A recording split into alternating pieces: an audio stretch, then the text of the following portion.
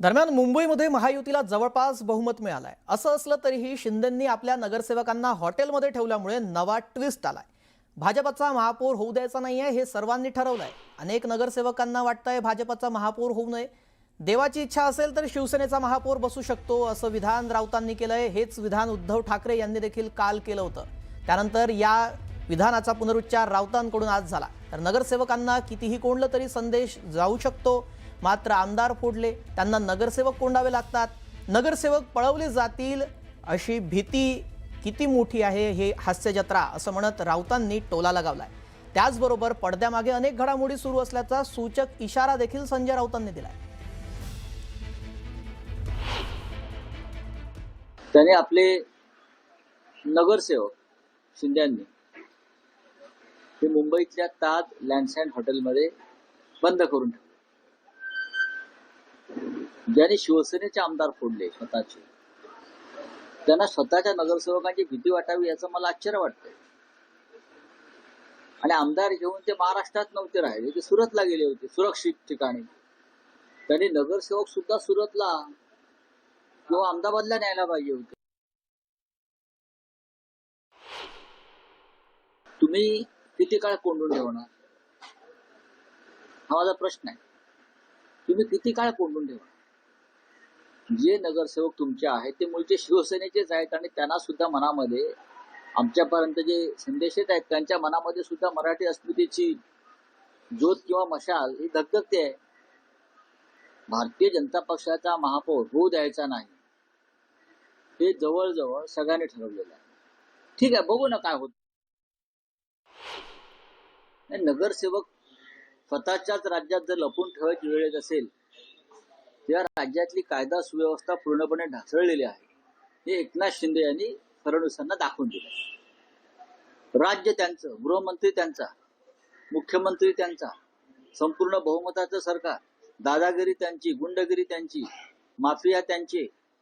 तरीही एकनाथ शिंदे यांच्यासारख्या स्वतःला भाई म्हणून घेणाऱ्या अमित शहाच्या माणसाला स्वतःचे नगरसेवक बंद करून ठेवावे लागतात। या राज्यातली कायदा सुव्यवस्था पूर्ण खतम झालेली। शिवसेनेचा डुप्लिकेट शिवसेनेचा नाही ना, ही शिवसेना नसून अमित शहाची सेना आहे असं आम्ही वारंवार सांगतो। म्हणजेच अमित शहाना त्यांचा माणूस मुंबईवर बसवायचा आहे। अमित शहाना एकनाथ शिंदेच्या गटाच्या स्वतःच्या गटाच्या माध्यमातून त्यांचा माणूस बसवायचा आणि देवेंद्र फडणवीस त्याला मान्यता देणार नाही। देवाची इच्छा असेल तर शिवसेनेचा महापौर बसू शकतो। काल मी सकाळी राज ठाकरे साहेबांची भेट घेतली। काल उद्धव साहेब आणि राज साहेब यांच्यात पण दूरध्वनीवर चर्चा झाली। अनेकांशी चर्चा सुरू आहेत।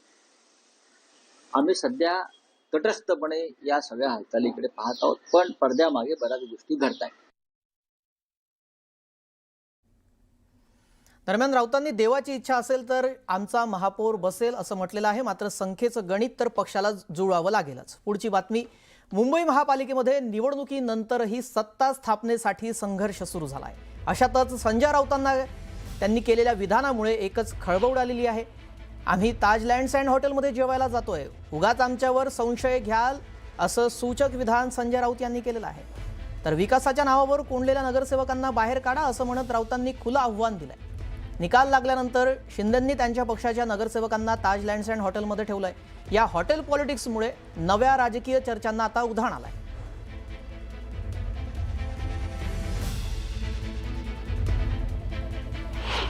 आज मी तिथे ताज लँडसँड मध्ये आम्ही जेवायला चाललेलो आहोत, तर आमच्यावर संशय घ्यायचे काही ते।